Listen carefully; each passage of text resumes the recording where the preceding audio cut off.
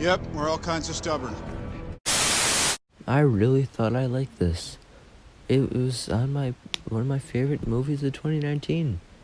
Then I got the 4K release of the movie. I rewatched it, and I was like, holy cow, what was I thinking? And I think, so far, I have a pretty good track record, whether or not something is good or not. But, I'm kind of stepping over the line. I do not like Avengers Endgame. And you know what? Here is why I think that. Everyone will disagree, but it's just my opinion. Starting with problem number 1, and that is going to be Hulk.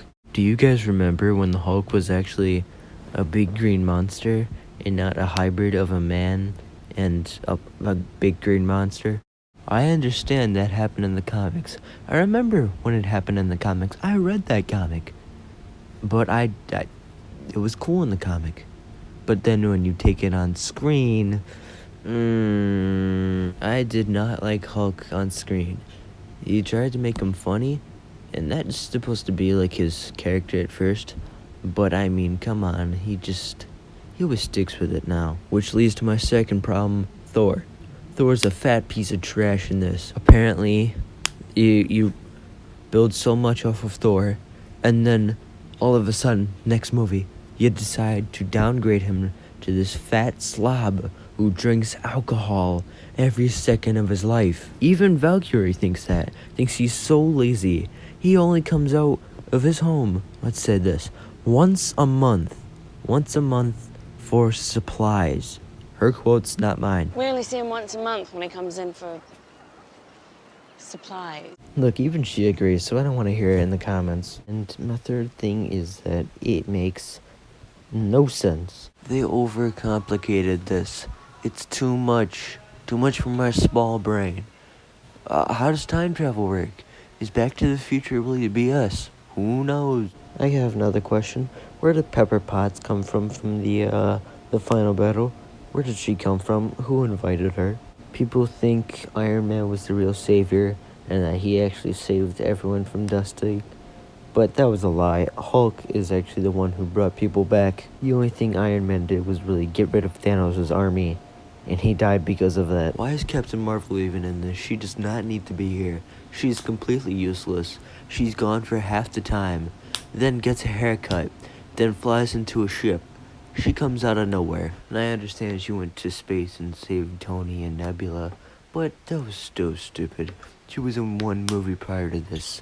Hashtag does not need to be in this. And my main complaint about it is that big 5-year time jump. Why? We don't know a single thing that happened in that 5-year time span. And you're over here. The only thing we know is that Captain Marvel got a haircut. That's it. That's all we know. They're not really being descriptive. I would show at least like a snippet of the 5 years. But no. All we know is that Captain Marvel got a haircut. That's it.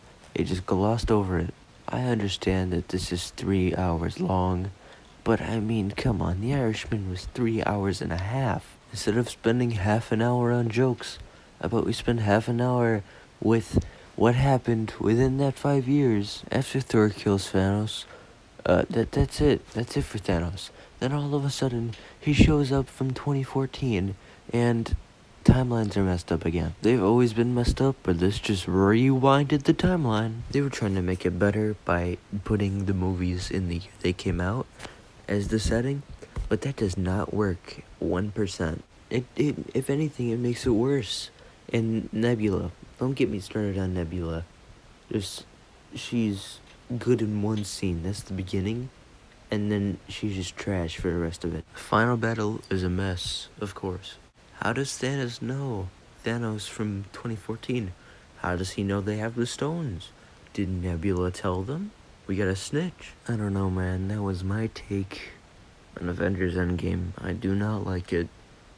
That's my final decision. I'm gonna stick with that till the day I die.